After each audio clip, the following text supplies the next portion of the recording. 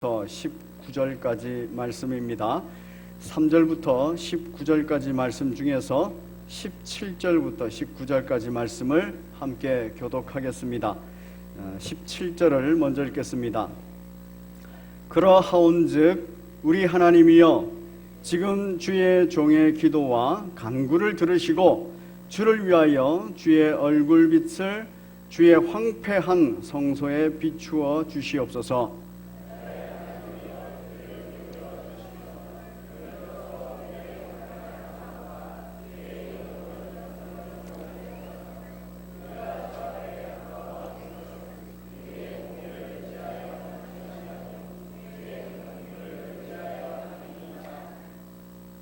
우리 함께 읽습니다. 주여 들으소서, 주여 용서하소서, 주여 귀를 기울이시고 행하소서, 지체하지 마옵소서. 나의 하나님이여, 주 자신을 위하여 하시옵소서. 이는 주의 성과 주의 백성이 주의 이름으로 일컫는 바 됨이니이다. 아멘. 우리 제목 같이 읽겠습니다. 시작. 신속히 응답받는 성숙한 기도자의 기도. 오늘 제목을 제가 정하려고 여러 제목 중에서 참 고민하고 정했는데, 제가 정하고 나서도 참 좋은 제목이다 이 생각이 듭니다. 왜냐하면 우리들의 관심은 하나님께 기도할 때 신속히 응답되면 좋겠다, 이런 마음의 소원이 누구나가 다 있습니다. 내가 기도해놓고 기도 응답이 천천히 됐으면 좋겠다, 이런 분들은 안 계시지 않습니까? 신속한 기도 응답이 있으면 좋겠다 이 생각을 갖는데, 그러면 그 신속한 기도 응답에 대해서 우리는 꼭 짚고 넘어가야 될 내용이 있습니다. 그게 뭐냐면, 성숙한 기도자의 기도에 대하여서 하나님은 신속히 기도 응답을 하신다는 것입니다. 오늘 저는 여러분들과 함께 신속히 응답받는 성숙한 기도자의 기도라는 제목을 통해서 말씀을 나누고자 합니다. 요즘 시대가 100세 시대 이렇게 말합니다. 그래서 우리들 생각 가운데서 100년이라는 세월을 쉽게 떠올립니다. 그래서 100년 전, 또 100년 후, 100년 전을 돌아봅시다, 또 100년 후를 바라봅시다, 이런 생각들이 쉽게 떠오릅니다. 오늘 저는 여러분들과 함께 우리나라 역사의 100년 전을 잠시 살펴보고자 합니다. 많은 역사 연구가들과 정치가들, 그리고 많은 지식인들이 오늘날 국제 정세에 관하여서 말할 때 100년 전과 유사하다, 또는 어떤 분들은 100년 전하고 똑같다, 이렇게 말을 합니다. 약 100년 전, 1900년 전후 우리나라의 상황을 보면은 이렇습니다. 중국과 러시아, 일본, 주변 국가들이죠. 이런 주변 국가들의 각축전이 있었고, 또 미국도 멀리서 원정을 와가지고 각축전을 벌였습니다. 그래서 이들이 호시탐탐 우리나라로부터 무슨 유익을 얻을까, 이것에 대해서 굉장히 관심을 가지면서 이 정치적인 권모술수들을 행했습니다.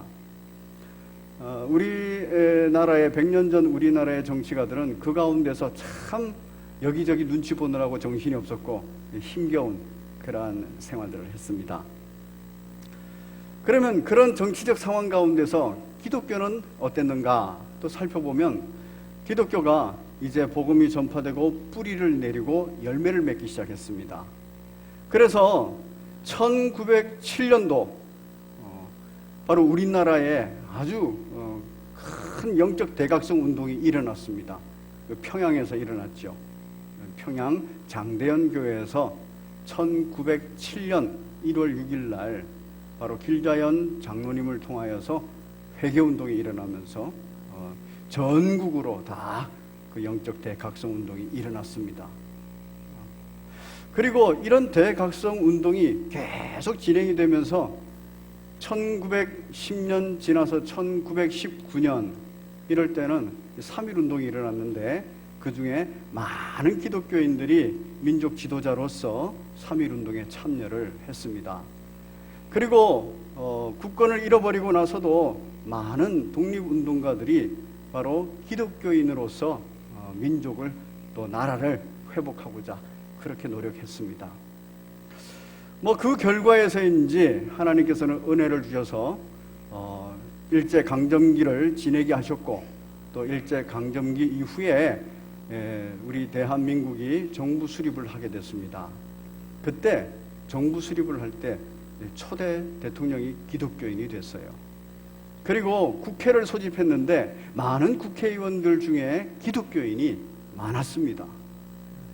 그리고 국회를 시작할 때 기도로서 시작을 했어요.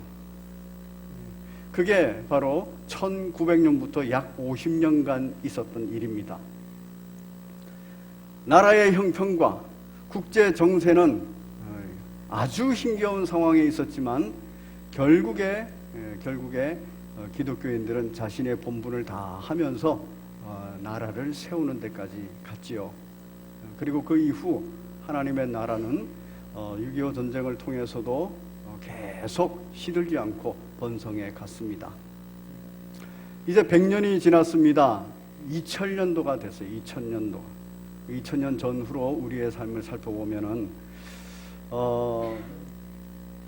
1907년 이후 100년, 즉 2007년 우리나라는 100년 동안 100년을 장대현 교회 평양 대부흥운동을 기념하는 의미에서 한국교회 부흥을 일으킵시다 하면서 굉장히 많은 얘기를 했고, 목회자들이 그 부흥을 위해서 설교도 하고 노력을 했습니다. 그 이유가 뭐냐 하면은 2000년도에 들어오면서 그 전후로 해서 우리나라의 기독교에 대한 수많은 비난과 비판과 그리고 기독교 자체 내에 반성이 있었기 때문에 그래요.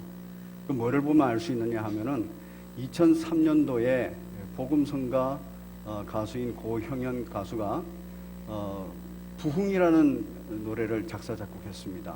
그때 부흥의 첫 시작이 어떠냐면은 이 땅의 황무함을 보소서 하늘의 하나님 우리의 죄악을 용서하여 주소서 우리를 회복시켜 주소서, 이런 내용으로 시작을 합니다. 바로 2000년도에 한국 기독교는 황무함, 또 그것 때문에 대한민국 땅이 황무해졌다, 이런 반성이 있었던 겁니다. 그래서 2007년도에 100년을 기념하면서 평양 대부흥운동을 다시 한번 일으킵시다, 이런 얘기가 있었던 거예요.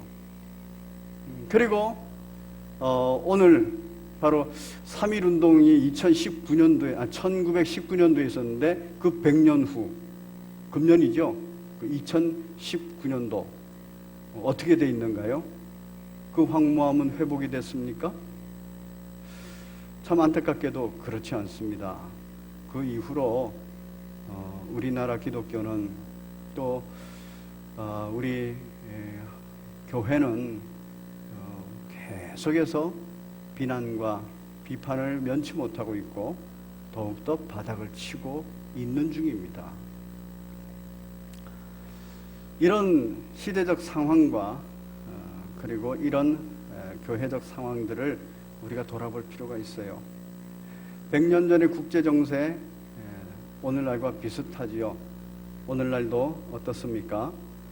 바로 중국과 그리고 러시아와 그리고 일본 각축전을 벌입니다. 미국과 또한 중국의 문제가 우리 한국에 굉장한 영향을 주고 있습니다. 여전히 그 4개 나라가 100년이 지난 오늘날에도 영향을 주고 있는 거예요. 그 속에서 한국 기독교는 100년 전과는 달리 바닥을 치고 있습니다. 영적 고갈 상태와 영적 힘겨움을 가지고 있습니다. 어떻게 하면 회복이 될까? 회복의 기미가 보이지를 않습니다. 오늘 저는 본문을 통해서 다니엘의 기도, 다니엘이 왜 이런 기도를 하게 됐는지 살펴보고 우리가 어떤 기도를 해야 할까, 이 부분들을 결단하기를 원합니다. 먼저 다니엘이 살았던, 다니엘이 오늘 본문에 등장하는 이 시대가 오늘날 우리 시대와 100년 전 한국의 시대와 비슷합니다. 굉장히 긴장되고 혼란스러운 시대예요. 9장 1절에 보면 메대 족속 아하수에로의 아들 다리오가 갈대아 나라 왕으로 세움을 받던 첫 해, 이렇게 되어 있어요. 그러니까 이 얘기는 바벨론에 다니엘이 잡혀갔습니다. 그리고 그 바벨론이 망합니다. 메대와 바사라는 연합국을 통해서 망합니다. 이렇게 망하고 나서 첫 번째 정권을 잡은 족속이 메대 족속이에요. 그런데 그 이후로 불과 2년이 지나기 전에 다시 바사, 페르시아의 족속이 정권을 잡습니다. 혼란스러운 거예요. 국가 자체가 지금 혼란스러워요. 그러면서 메대, 바사의 그 왕인 고레스라는 왕이 이미 왕이 됐고, 그 왕이 된 상태에서 이제 배려를 해주는 거예요. 페르시아, 바사는 페르시아인데 페르시아 전 제국을 고레스가 다스리고, 고레스는 다시 또 메대 족속 아하수에로 아들 다리오에게, 메대 족속에게 배려해 주는 겁니다. 어떤 배려를 하냐면 갈대아 지역, 즉 이 지역은 바벨론 땅입니다. 요 바벨론 지역, 요 땅의 왕은 네가 해라, 이러고 배려해 준 거예요. 그러니까 페르시아 제국 아래 지금 메대 족속의 왕 다리오가 세워졌다는 겁니다. 바벨론 지역에.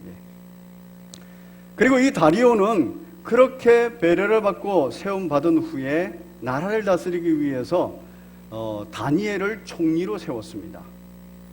다니엘을 다시 총리로 세울 때 다니엘의 나이가 우리 지난주에 살펴봤지만 84세, 82세, 80이 넘은 나이입니다. 다니엘은 80이 넘은 나이에 총리가 됐어요. 그리고 자신이 총리가 된 이 시대가 국가적으로, 내부적으로 상당히 혼란스러운 시대입니다. 그리고 외부적인 국제 정세는 어떠하냐 하면은 페르시아 제국이 강성해졌지만 그와 동시에 저 위쪽 유럽에서는 알렉산더 제국이 막 힘을 얻고 몰아붙이고 있습니다.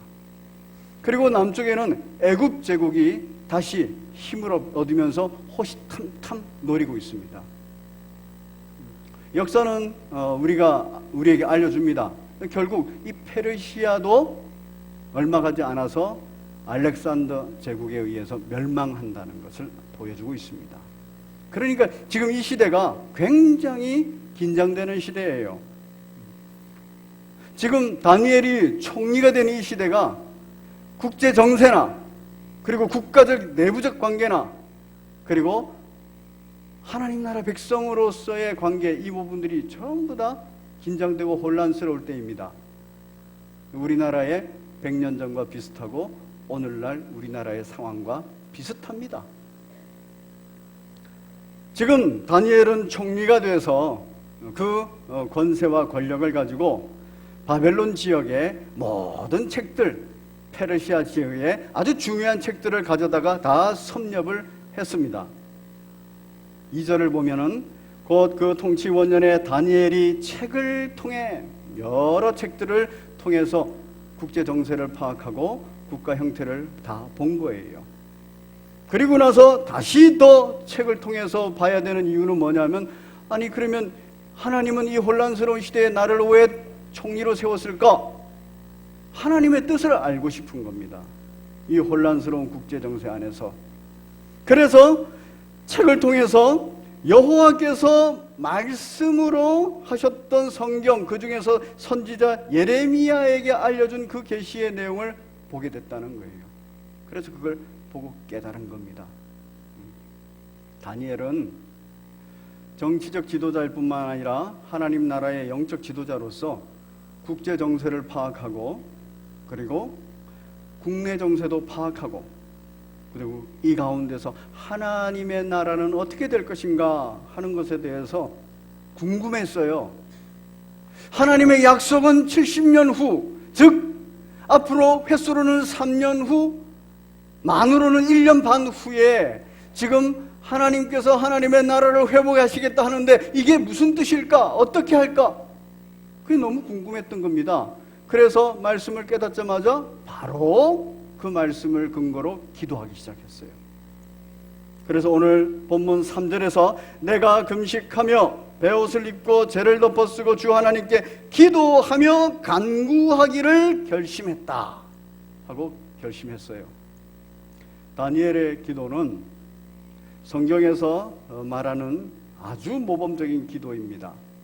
예수 그리스도께서 가르치신 기도 외에 최고의 모범의 기도입니다. 그렇기 때문에 우리 하나님께서는 아주 신속히 그 기도를 응답하셨어요. 자, 얼마나 신속히 응답을 했는가?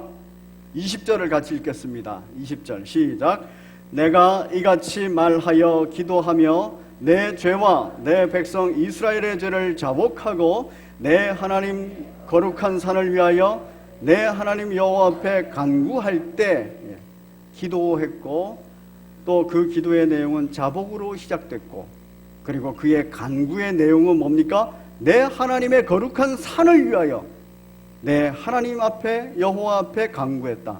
즉 하나님의 예언의 말씀의 성취를 위해서 하나님의 뜻을 성취하기 위해서 하나님의 계획을 성취하기 위해서 간구했다는 내용이에요.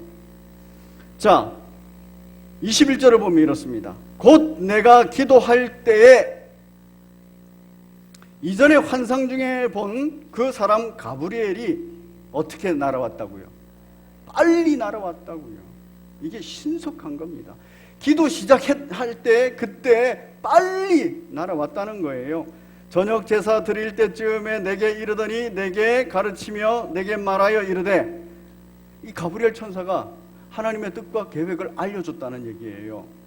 뭐를 궁금해하니까 지금 다니엘이 이런 국제정세 가운데 예레미야 선지자의 이 예언의 말씀이 있는데 이것이 무슨 뜻입니까?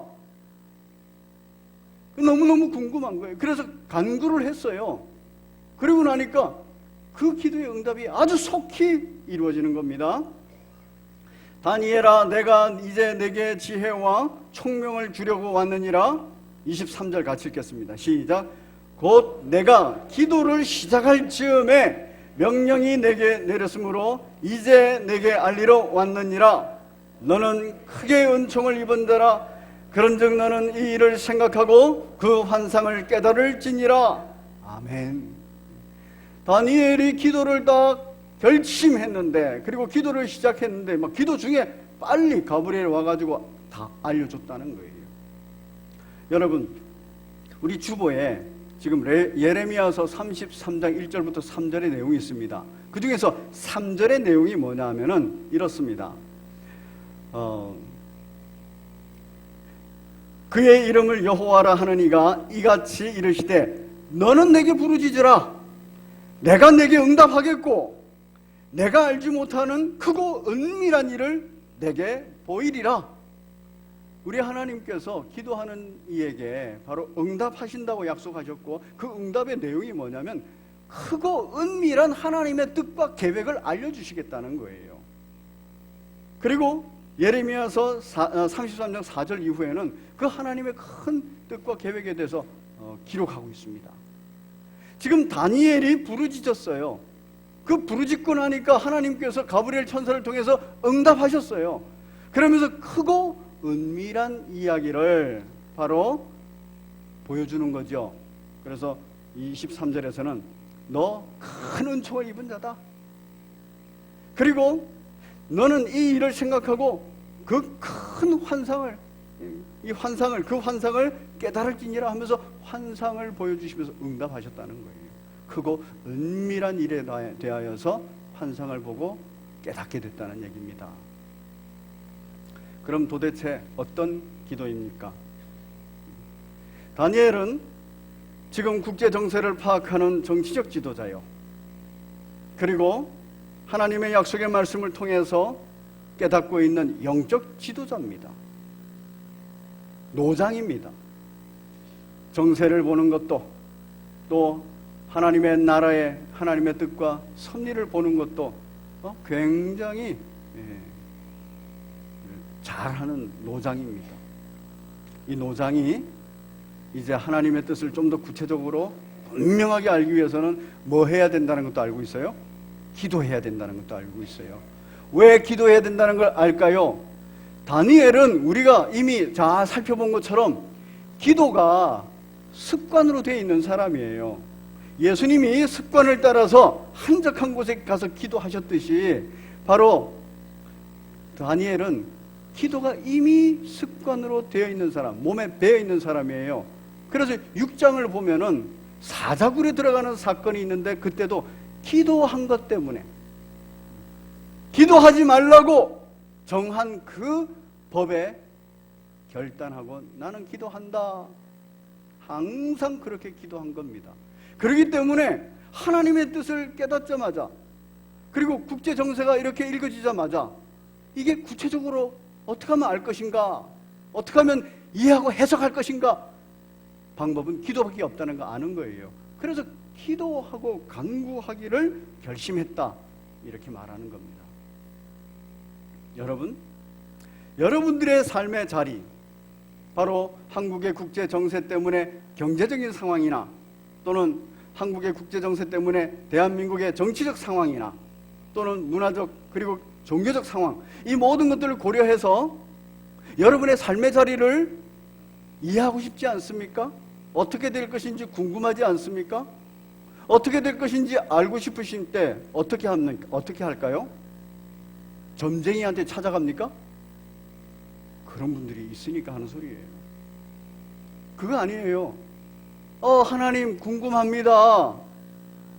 그래서 기도하는 거예요. 기도할 때 주께서 속히 응답해 주실 줄로 믿습니다. 속히 우리의 영적 상태, 우리의 삶의 자리를 우리들에게 보여주시고 알려주실 줄로 믿습니다. 그런데 어떤 기도를 하는가? 다니엘의 기도를 가만히 살펴볼 필요가 있어요. 바로 어떤 기도를 하느냐 하면 4절에 내 하나님 여호와께 기도할 때 뭐부터 하느냐? 자복하여 이르기를 되어 있어요. 자복이라는 말은 마음 진심에서부터 깊은 곳에서부터 동의해서 회개하는 것을 말합니다. 죄에 대해서 회개하는 것을 말합니다. 다니엘은 하나님 앞에 기도할 때 하나님의 그 깊은 뜻을 이해한 가운데 기도하는 겁니다. 하나님께서 우리들에게 알려주는 아주 특별한 인생에 대한 해석의 방식이 있어요. 뭐냐면 출애굽할 때입니다. 애굽 땅에 있다가 400년을 있다가 홍해를 건너서 출애굽을 했습니다. 그런데 이 출애굽했다고 해가지고 모두가 다 하나님의 나라 백성 다 온 거 아니죠. 왜냐하면 400년 동안 애굽 땅에 있으면서 몸에 익은 죄의 습관들이 있어요.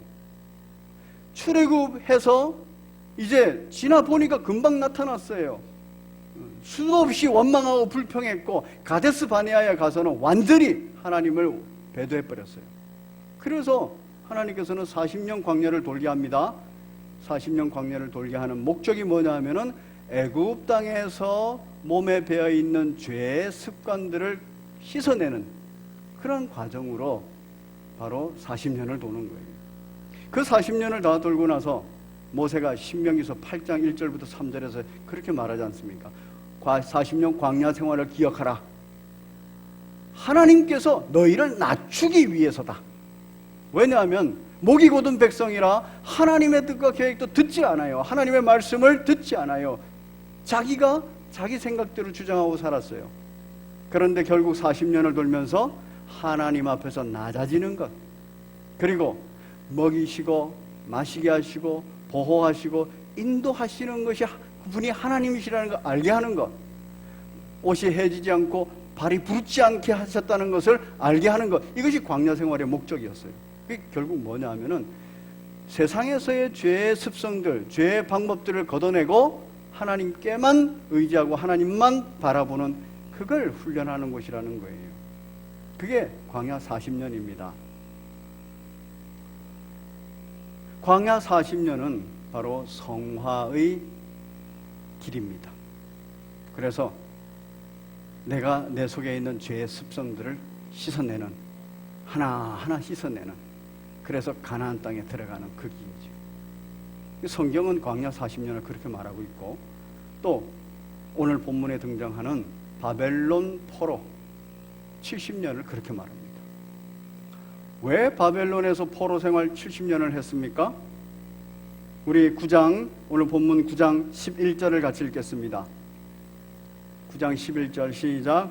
온 이스라엘의 주의 율법을 범하고 치우쳐 가서 주의 목소리를 듣지 아니하였으므로 이 저주가 우리에게 내렸으되 곧 하나님의 종 모세의 율법에 기록된 맹세대로 되었사오니 이는 우리가 주께 범죄하였음이니이다.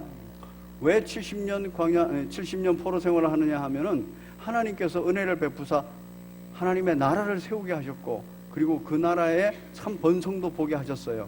그런데 결국 그 나라의 통치자들, 지도자들이 하나님 앞에 목이 곧은 백성이 돼버리고 하나님의 뜻을 따르지 않고 우상 숭배하고 말씀에 불순종하고 나라를 그냥 죄된 나라로 만들어버렸다는 겁니다.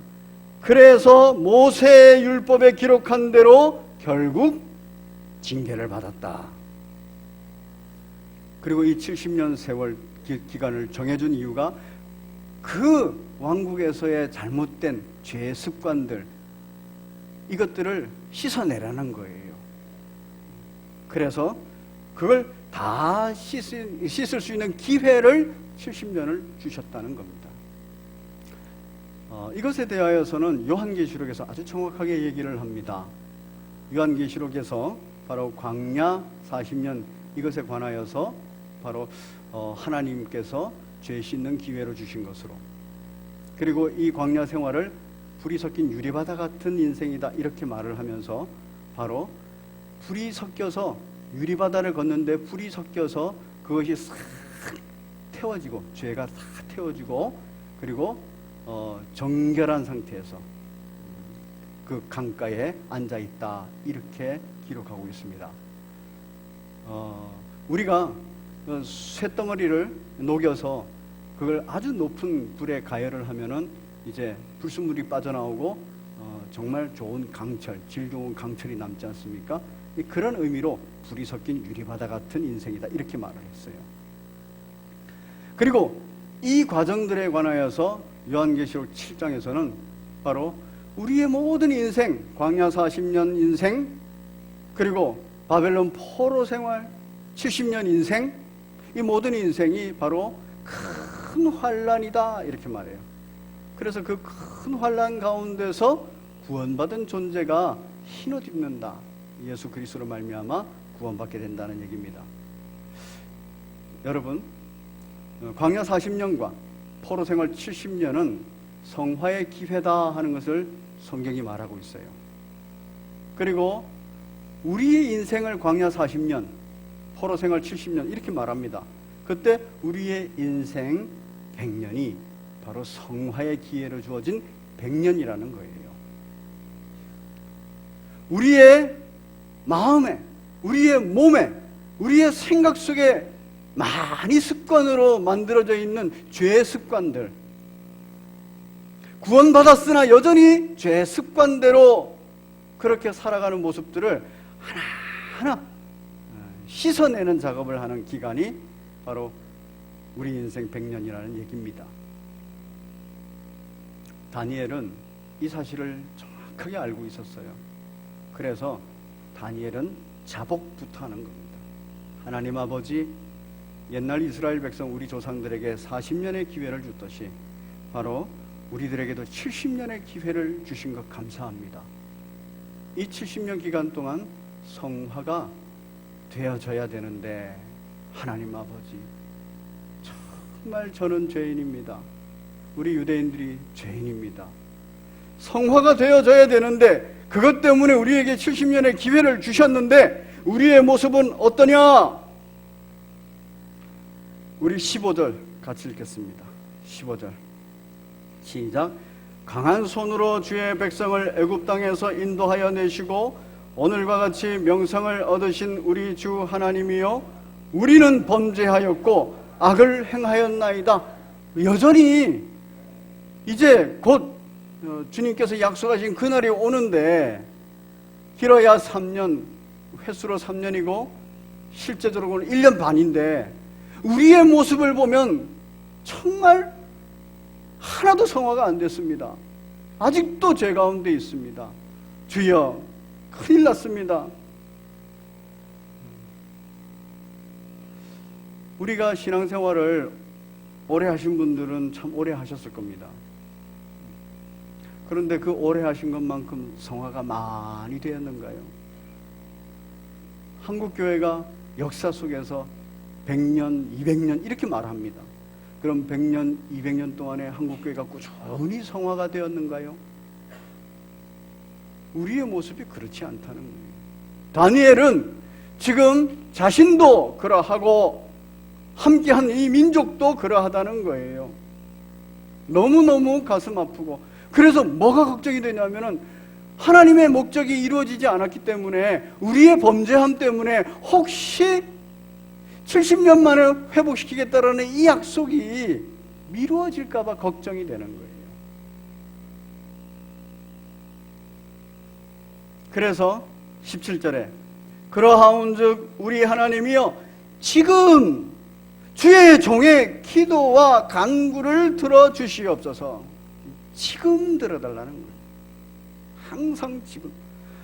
우리도 우리의 모습을 보고, 우리 교회의 모습을 보고, 한국 교회의 모습을 보고, 이 땅의 황무함을 볼 때, 그때 주께서 이루시고자 하는 뜻이 있을 텐데, 성취시키고자 하는 계획이 있을 텐데, 혹시 이것 때문에 늦춰지지 않게 하여 주옵소서. 그런 간절함이 있는 거예요. 그러면서 간구가 뭐냐면 주를 위하여 주의 얼굴빛을 주의 황폐한 성소에 비춰 주시옵소서.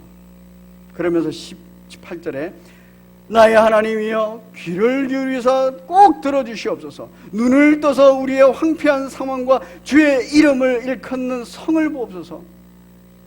2003년도 부흥이라는 그 복음성가의 가사 알려드렸습니다. 이 땅의 황무함을 보소서. 하늘의 하나님이시여 굽어 살펴보시옵소서. 우리의 죄악 용서하여 주시옵소서. 아버지 하나님의 뜻을 성취시켜 주시옵소서. 그래서 우리가 주 앞에 간구합니다. 그런데 간구에 근거가 있습니다. 내가 간구하는 것은 우리의 공의를 의지하는 것이 아닙니다. 공의를 의지하자니 아무것도 제대로 된 게 없어요. 여전히 죄 가운데 있고 여전히 죄의 모습입니다. 죄의 습관으로 가득 차 있어요. 사랑하는 우리 성도 여러분, 나의 눈이 남의 허물에 가 있습니까? 나의 손가락이 남의 삶을 이렇게 지적하고 있습니까? 지금 다니엘은 자신에게, 그리고 자신이 속한 공동체에 얘기를 하고 있는 겁니다. 아무리 살펴봐도 내 자신도 공의롭지 못하고, 아무리 살펴봐도 우리들의 공동체도, 우리들의 삶의 자리도 공의롭지가 못합니다. 그런데 뭐는 꼭 이루어지기를 바라요? 하나님의 뜻, 하나님의 계획, 그게 이루어지기를 바라요. 왜? 그게 가장 나에게도 좋은 거고 우리 공동체도 좋은 거니까. 그래서 뭐라 그럽니까? 우리의 공의를 의지하는 것이 아니요 주의 큰 긍휼을 의지함이니라. 우리의 기도는, 우리의 간구는 우리가 뭔가를 했기 때문이 아니라 주의 큰 긍휼에 의지돼야 된다는 걸 믿으시기를 바랍니다. 이게 성숙한 기도자가 자신을 보는 눈이고, 성숙한 기도자가 공동체를 보는 눈이고, 성숙한 기도자가 하나님께 기도하는 근거입니다. 우리는 바울 사도를 잘 알고 있습니다. 바울 사도가 신앙생활을 쭉 해가면서 얼마나 성화를 많이 이루었습니까? 그런데 그가 말년에 고백하는 것은 죄인의 괴수입니다. 나는 하나님의 큰 긍휼에 의지할 수밖에 없는 죄인입니다. 그렇게 고백하고 하는, 그거는 성숙한 그리스도인이, 성숙한 기도자가 하나님 앞에서 발견하는 자기의 모습이에요. 자기가 속한 가정, 자기가 속한 공동체의 모습을 보는 겁니다. 함께 지고 가는 거죠. 그리고 잊지 않습니다. 19절에 주여 들으소서, 용서하소서, 귀를 기울이시고 행하소서. 그러면서 뭐라 그래요? 지체하지 마옵소서. 저 너무 마음에 들어요. 다니엘이 안타까운 심정으로 염려가 되는, 지체하실까봐 염려가 되는 모든 상황 가운데 주여 지체하지 마시옵소서. 그게 나를 위해서도 우리의 공동체를 위해서도 너무 중요하니까. 그러면서 나의 하나님이여 주 자신을 위하여 하시옵소서. 이는 주의 성과 주의 백성이 주의 이름으로 일컫는 바 됨이니이다. 주님께서 저희를 선택하셨고 주님께서 저희를 세상 중에 드러내시는 것을 원하시오니 그렇게 하여 주시옵소서. 이런 말이에요. 여러분, 기도 이렇게 하는 겁니다. 세상 국제 정세도 보고 나라의 정세도 보고, 그리고 그 안에서 하나님의 나라 교회의 모습도 보고, 그 안에서 내 모습도 보고, 그러면서 이게 무슨 뜻일까? 나에게 왜 이런 일이 있을까? 내가 왜 이렇게 됐을까에 대해서 영적 궁금함을 가져야 돼요. 그걸 해결하기 위해서 하나님께 기도해야 됩니다. 하나님의 뜻을 구하는 기도는 바로 신속히 응답된다고 오늘 본문에서 나타내고 있어요. 그렇게 해석이 되는 겁니다. 우리의 자신의 모습, 우리의 공동체 모습 자복할 수밖에 없어요. 우리의 공의를 의지할 수 없기 때문입니다. 그리고 우리 하나님의 긍휼을 구할 수밖에 없어요. 그래야 하나님의 뜻과 하나님의 그 계획, 나를 위한, 우리 공동체를 위한, 우리 한국교회를 위한 이 계획을 성취시키시기 때문에 그래요. 자, 이렇게 기도하고 나서 다니엘은 어떤 응답을 받았을까요? 아까 우리가 23절을 봤습니다. 그 환상을 보여주면서 깨달으라 이렇게 말했어요. 그 24절부터 27절까지 나온 내용은 환상의 내용이에요. 이 환상이 무슨 내용이냐면은 70년 후에 회복될 거다 이런 얘기가 아니에요. 바로 너가 기도하고 내가 너에게 보여주는데 바로 몇 년 후에 되어지는 1차, 2차, 3차 기환에 대해서 실망하지 말아라 하면서 알려주는 내용은 바로 24절 끝에 보면 환상과 예언이 응하여 또 지극히 거룩한 이가 기름 부음을 받으리라. 예수 그리스도의 탄생에 대해서 얘기하는 겁니다. 예수 그리스도에 관하여서 응답하시는 거예요. 결국 하나님께서는 하나님의 나라를 회복시키시고 이루시는 데 있어서는 예수 그리스도라는 답을 제시해 주시는 거예요. 다니엘은 그 응답을 딱 받는 겁니다.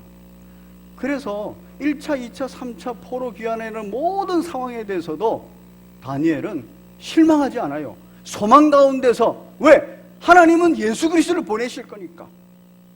그렇게 소망 가운데서 자신이 지금 살아야 되는 삶을 살고 있습니다. 바로 정치적 지도자로서, 영적 지도자로서 내가 이 민족, 이 나라를 위해서 무엇을 할 건가? 이거를 살아가고 있는 거예요. 다음 주에는 다니엘이 그런 지도자로서, 특히 영적 지도자로서 뭐를 하며 살았는지에 대하여서 함께 나누고자 합니다. 그렇게 나누는 이유는 이 시대에 저와 여러분들이 다 영적 지도자예요. 세상 앞에서 영적 지도자예요. 영적 지도자로서 이 시대에 2019년도 이 시대에 뭘 하며 살아야 될 것인가? 이것을 함께 나누고자 하는 것입니다. 여러분, 우리의 삶의 자리에 어렴풋이 잘 이해되지 않는, 발견되지 않는 그런 하나님의 뜻과 계획이 있습니까? 그러면 기도에 집중하십시오. 기도할 때입니다. 그거 꽉 붙들고 내 삶의 자리에서 이게 명확하게 해석되지 않는 사건들이 있습니까? 그러면 딱 말씀을 근거로 기도에 집중하십시오. 내 공의에 의지하지 마시고 하나님의 공의에 딱 의지해서 기도하십시오. 간절히 기도할 때 바로 신속한 응답이 있다, 이렇게 말합니다. 여러분, 기도의 자리 찾아서 나오십시오.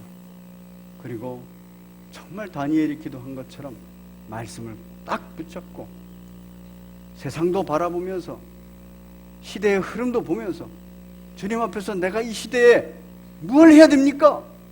라고 딱 물어야 돼요. 그럴 때 우리는 우리 자신을 바라볼 수 있게 되고 우리 자신이 이 시대에 감당해야 될 사명도 알게 됩니다. 첫 번째 걸음걸이 기도입니다. 더욱더 기도에 힘쓰시기 바랍니다. 저와 여러분들을 위해서는 우리 주님이 기도해 주십니다.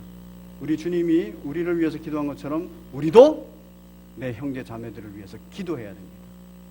우리 함께 복음성가 누군가 널 위하여 우리 찬양 올리시면서 준비하신 예물 하나님 앞에 드립니다.